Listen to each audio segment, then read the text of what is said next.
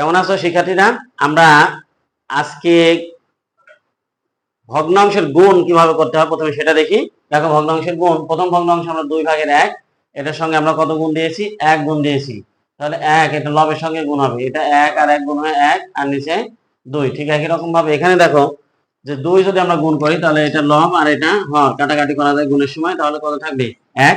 এইরকম ভাবে দেখো এটার সাথে আমরা 2/1 তার সাথে 3 গুণ দিয়েছি, তাহলে 2 ভাগের কত? 3।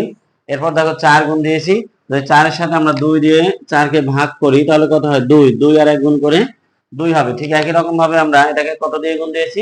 5 দিয়ে গুণ দিয়েছি, তাহলে 2/5। এরকম ভাবে আমরা অসংখ্য গুণ করতে পারবো, 1 2 3 4 5 6 7 8, এভাবে আমরা অনেক গুণ দিতে পারবো। তাহলে এইভাবে গুণ দিয়ে আমরা আসলে কি নির্ণয় করতেছি? এইভাবে গুণ দিয়ে আমরা যে কোনো ভগ্নাংশের গুণিতক বের করছি। এভাবে গুণ দিয়ে আমরা কি বের করবো? যে কোনো ভগ্নাংশের কি গুণিতক। তাহলে আমরা বলতে পারি যে 2.2/1 এর গুণিতক সমূহ কি হবে?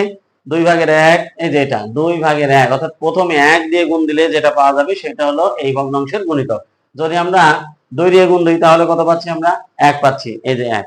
যদি আমরা 3 দিয়ে গুণ দিই তাহলে 3/2, এইটা 3/2। তারপর 4 দিয়ে গুণ দিলে 2, 5 দিয়ে গুণ দিলে 2/5, এরপরে 6 দিয়ে গুণ দিলে, এরকম অসংখ্য আমরা গুণিতক বের করতে পারবো। তাহলে যে কোনো ভগ্নাংশ নিয়ে আমরা এটা কাজ করতে পারি। দেখো, দ্বিতীয় নম্বরে আরেকটি ভগ্নাংশ দিয়েছি 4/3, এটার সাথে আমরা যথারীতি 1 গুণ করছি, 2 3 4। যখন আমরা 4 গুণ করবো তখন 4 আর 4 কি হবে?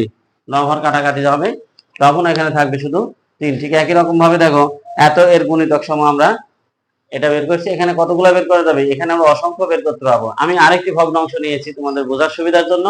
দেখো, ভগ্নাংশটি হলো 5/4। কত ভাগের 4? 5/4। তার সঙ্গে আমরা 1 গুণ দিয়েছি, 2 গুণ, 3 গুণ, 4 গুণ, 5 গুণ।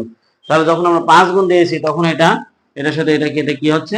এখানে 4 তৈরি হচ্ছে। তাহলে এরকম ভাবে কতগুলা করতে পারবো? আমরা অনেক তৈরি করতে পারবো। তাহলে আমরা লিখতে পারি যে 5/4 এর গুণিতক সমূহ, এই যে গুণিতক সমূহ আমরা এখানে লিখছি।